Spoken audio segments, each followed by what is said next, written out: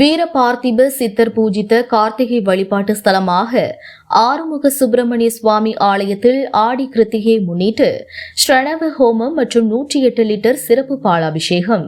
திருவாரூர் மாவட்டம் கூத்தாநல்லூர் வட்டத்திற்குட்பட்ட காக்கையாடியில் 200 ஆண்டுகள் பழமையான வள்ளி தேவானை சமேத ஆறுமுக சுப்பிரமணிய சுவாமி ஆலயம் அமைந்துள்ளது.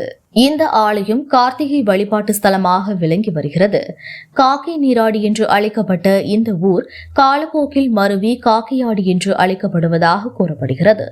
முருகப்பெருமான் காக்காசுரனை வதம் செய்த காரணத்தினால் காக்கை நீராடி என இவ்வூருக்கு பெயர் வந்ததாகவும் கூறப்படுகிறது.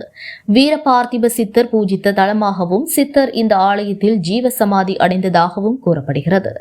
இந்த நிலையில் ஆடி கிருத்திகையை முன்னிட்டு ஆறுமுக சுப்பிரமணிய சுவாமிக்கு சிறப்பு அபிஷேகம் நடைபெற்றது. முன்னதாக உலக நன்மைக்காகவும் ஆலயத்தில் உள்ள மூர்த்திகள் சாந்திக்காகவும் ஸ்ரணவ ஹோமம் நடத்தப்பட்டது. காக்கையாடி ஆறுமுக சுப்பிரமணிய சுவாமிக்கு ஆடி கிருத்திகையை முன்னிட்டு சிறப்பு அபிஷேகமாக திரவிய பொடி, மாவு பொடி, மஞ்சள், பஞ்சாமிர்தம், இளநீர், பால், தேன், தயிர், விபூதி, சந்தனம் ஆகியவற்றால் அபிஷேகம் நடைபெற்றது. குறிப்பாக 108 லிட்டர் சிறப்பு பாலாபிஷேகம் நடைபெற்றது. தொடர்ந்து ஹோமத்தில் வைக்கப்பட்ட கட புறப்பாடு நடைபெற்று ஆறுமுக சுப்பிரமணிய சுவாமிக்கு அபிஷேகம் செய்யப்பட்டது. இதில் சுற்றுப்புற கிராமங்களைச் சேர்ந்த திரளான பக்தர்கள் கலந்து கொண்டு சாமி தரிசனம் செய்தனர்.